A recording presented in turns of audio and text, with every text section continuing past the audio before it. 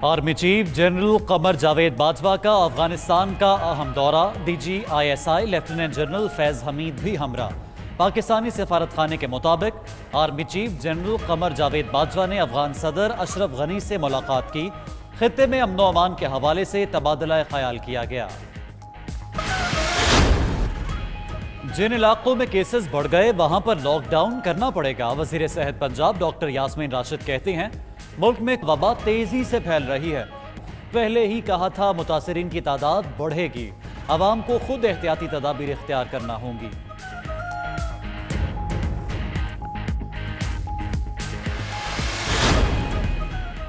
जिस्म में जिंदगी बनकर दौड़ने वाला खून अब बनेगा शिफा भी। खुशकिस्मत प्लाज्मा अतिया करके हम वतनों की जिंदगियां बचा सकेंगे। आएं और अपने प्लाज्मा अतिया करें। 033419202268 पर व्हाट्सएप मैसेज करें। 92 न्यूज की प्लाज्मा मुहिम में अहम पेशरफ। मुअव्विन खुसूसी डॉक्टर जफर मिर्जा ने ट्वीट किया कि हुकूमत ने कुछ अरसा पहले प्लाज्मा थेरेपी की इजाजत दी थी। माहिरीन के मुताबिक प्लाज्मा थेरेपी हौसला अफ्ता नताइज देगी। माहिरीन अमराज खून डॉक्टर ताहिर शमसी कहते हैं सेहतयाब होने वाले अफराद प्लाज्मा अतिया करके दूसरों की कीमती जिंदगियां बचा सकते हैं।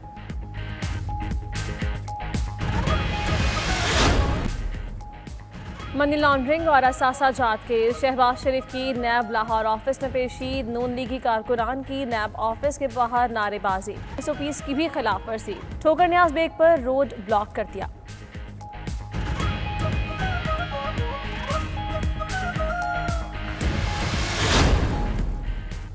लौट के बुद्धू घर को आए। शहबाज शरीफ की नैब में पेशी पर वजीर इत्तलात फयाजुल हसन चौहान का रद्द-ए-अमल। कहा आखिर कानून के सामने पेश होना दुनिया का कानून है। शहबाज शरीफ की कानून के शिकंजे से बच जाने की तवक्को खाम ख्याली है। शाहिद खाकान अब्बासी, एहसन इकबाल, राना सनाउल्लाह समेत दीगर लीगी रहनुमाओं को अपना अंजाम नजर आ रहा है।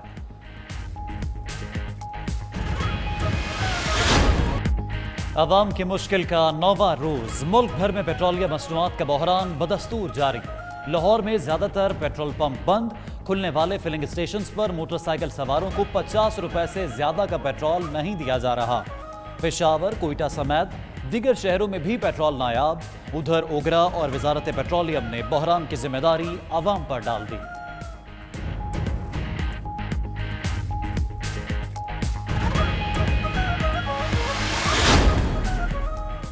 पाकिस्तान स्टील के मुलाजमीन की किस्मत का फैसला आज मुतवक्की। वज़ीर आज़म की ज़ेर सदारत इजलास जारी। विफाकी काबीना आज स्टील मिल्स के 9350 मुलाजमीन की बरतरफी या मुलाजमत पर बरकरार रखने का फैसला करेगी। इक्तिसादी राबता कमेटी ने 3 जून को पाकिस्तान स्टील के मुलाजमीन को फारिग करने की सिफारिश की थी। उधर सुप्रीम कोर्ट में स्टील मिल्स केस की आज होने वाली समाअत मौखर। वज़ीर आला पंजाब का सरकारी दफातर में मास्क पहनने की पाबंदी पर सख्ती से अमल दरामद करवाने का हुक्म। उस्मान बुज़दार कहते हैं बगैर मास्क के किसी को भी सरकारी दफातर में दाखिल होने की इजाजत ना दी जाए। फैलाव कम करने के लिए एहतियात बेहद जरूरी है।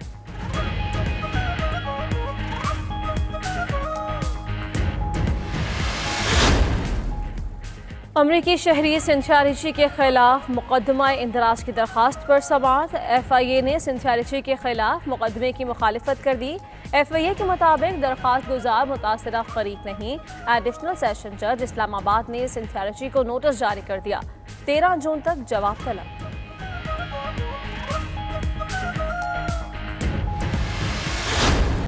कौमी क्रिकेट टीम का दौरा इंग्लैंड। सब कप्तान यूनुस खान बैटिंग कोच मुकर्रर। मुश्ताक अहमद बतौर स्पिन बॉलिंग कोच टीम के हमरा जाएंगे। यूनुस खान कहते हैं मुश्किल दौरे के लिए टीम की नुमाइंदगी का मौका मिलना एजाज की बात है।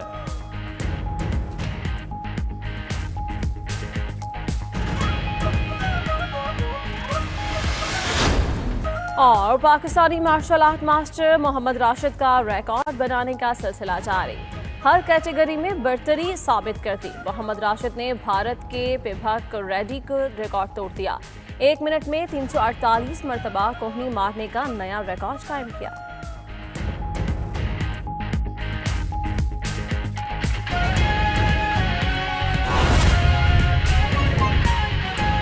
माफिया को लगाम देगा। पाकिस्तान में माफिया का खात्मा करेगा।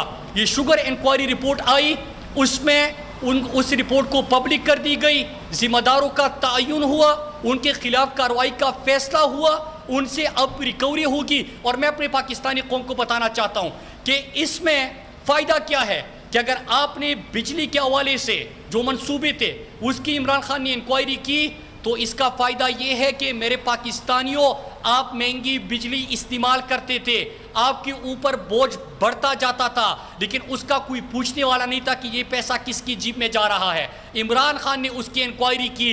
अब आगे जाके ऐसे इसमें निज़ाम के अंदर दुरुस्ती होगी कि आपके बिल कम आएंगे। चीनी के हवाले से ये इक़दाम का फैसला 3 हवालों से हुआ। पहला ये कि किस तरह अरसे दराज से ये हुक्मरान तबका अपने शुगर मिलों को सब्सिडी देता आ रहा है ताकि पाकिस्तानी कौम को पता चले। उसके साथ साथ पाकिस्तानी कौम का पैसा इस शुगर माफिया को दिया जाता है। सब्सिडी जब मिलती है तो ये पाकिस्तानी कौम का ही सरकार का पैसा होता है जो कि इनके शुगर मिलों के लिए चला जाता है। फिर चीनी महंगी होती है, उसका बोझ भी आप बर्दाश्त करते हैं और महंगी चीनी खरीदते हैं। इस इंक्वायरी रिपोर्ट उसको पब्लिक करने और सजाएं देने के बाद होगा क्या कि इन लोगों से रिकवरी होगी, इनको सजाएं मिलेगी, मुस्तकबिल के लिए निज़ाम की दुरुस्तगी होगी कि कभी भी पाकिस्तानी कौम के ऊपर ये बोझ ना पड़े। चंद ख़ानदानों के लिए, चंद ख़ानदानों के ऐशो इशरत के लिए पाकिस्तानी कौम ईंधन ना बने। और ये फैसला पाकिस्तान में सिर्फ एक बंदा कर सकता था, उसका नाम है इमरान खान। और पाकिस्तान के मजबूत तरीन माफिया को इमरान खान ने हाथ डाल दिया और ये इंक्वायरी करके साबित कर दिया कि पाकिस्तानी कौम की जो उम्मीदें हैं उनसे, क्योंकि उनके कोई अपनी ज़ाती मफादात नहीं है, इनके मफादात है। मुराद अली शाह खिदमत कर रहा था, सब्सिडी दे रहा था, सिंध के अवाम का पैसा दे रहा था जरदारी की शुगर मिल को।